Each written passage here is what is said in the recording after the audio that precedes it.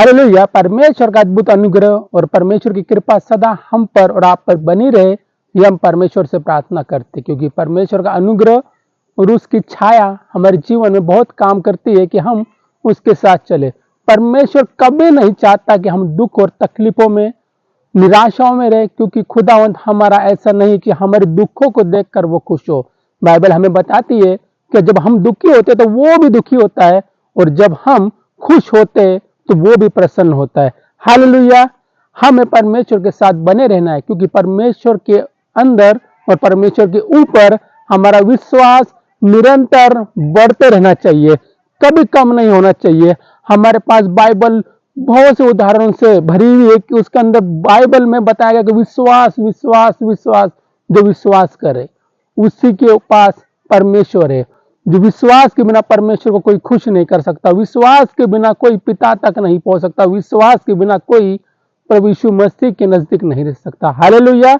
इसी द्वारा परमेश्वर के अंदर हमारा विश्वास हर दिन बढ़ना चाहिए, कभी हमारे विश्वास में कमी घटी नहीं होनी चाहिए। आइए इसी विश्वास की दशा में हम देखते कि अब्राहम ने क्या किया। हालेलुया। आइए देखते हैं रोमियो अध्याय 4 उसका 19 और 20 वचन, देखिए क्या कहता है। वह जो 100 वर्ष का था, वह जो 100 वर्ष का था, कौन था?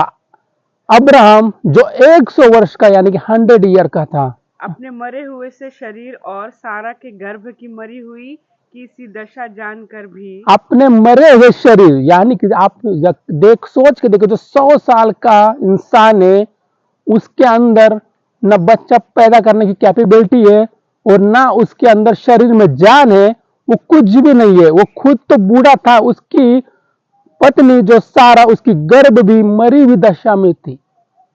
आप देखिए कि कहीं विश्वास नाम की चीज है कि यहाँ पर नहीं है। अगर कोई आप और मेरे जैसा इंसान हो तो बोलेगा परमेश्वर मुझको जातियों का पिता बनाने के लिए कह रहा है, मैं जातियों का पिता कहां से बनूंगा, मैं तो खुद ही पिता नहीं बना अभी तक। परमेश्वर की वाचा पर संदेह करना शुरू कर देगा, परमेश्वर की बातों पर संदेह करना शुरू कर देगा। आज हम परमेश्वर से कुछ मांगे और कुछ समय तक हमको वो ना मिले तो हमारा विश्वास कमजोर होने लग जाता है। हम सोचते कि परमेश्वर ने हमारी प्रार्थना को सुना नहीं, परमेश्वर क्या दे सकता है? कि परमेश्वर के साथ हम अपने आप को जोड़कर देखना शुरू कर देते हैं, हम परमेश्वर के अंदर कमियां निकालना शुरू कर देते हैं कि परमेश्वर वचनों को सुनने वाला, हमारी प्रार्थना को सुनने वाला नहीं है। परमेश्वर सिर्फ और सिर्फ लोगों की, दूसरों की बातों को सुनने वाला। हम परमेश्वर को जज करना शुरू कर देते हैं। बाइबल बताते कि यहाँ पे अब्राहम ने जज नहीं किया।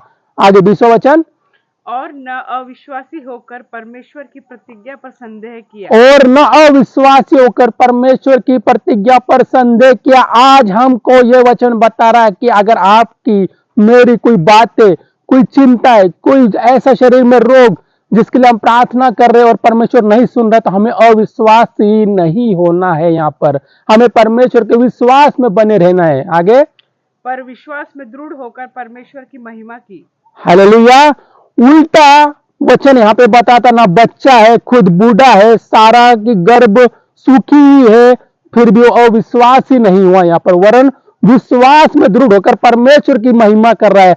आज हमारे जीवन सुख में हो, दुख में हो, तकलीफों में, कुछ भी हो, हमें सिर्फ और सिर्फ परमेश्वर की महिमा करनी और कुछ नहीं करे। हर बात में परमेश्वर का धन्यवाद करना, हर दिन उसका उठ के जय जयकार करना, उसको कहना है कि परमेश्वर तू है तो खुदावंत प्रभु जी मेरा जीवन है, मेरे परमेश्वर। और हर दिन मैं फिर एक बार आपको इंकरेज करना चाहता हूँ, हर दिन विश्वास में बढ़ते चले जाओ। तो विश्वास का बीज बोया गया है, उस विश्वास के बीज को वृक्ष बनने दो, देवदार के वृक्ष के नए उसे बढ़ने दो, कि एक दिन आप देखिए आपका विश्वास आपको फलवंत बनाएगा। परमेश्वर आपको इतना ऊंचा करेगा उस विश्वास की तरह, जैसे उसने अब्राहम को जातियों का पिता बनाया। सिर्फ उसके अविश्वासी नहीं हुआ, वो विश्वास में बना रहा। तब हमें भी अविश्वासी ना होकर विश्वास में बने रहना है और परमेश्वर के साथ चलते रहना है। परमेश्वर आपको सबको, जितने इस वचन को सुने, खुदा हम प्रार्थना करते कि सबको अपने विश्वास में बढ़ा, उनकी कमी घटी कमजोरी को खुदा तू दूर कर, उनके शरीर से रोगों को निकाल परमेश्वर, कि हर दिन खुदा उनके विश्वास को बढ़ा परमेश्वर। ये प्रार्थना प्रभु यीशु मसीह के नाम से, आमीन। परमेश्वर आप सभी को इन वचनों के द्वारा, इस प्रार्थना के द्वारा आशीष करे। जय मसीह की।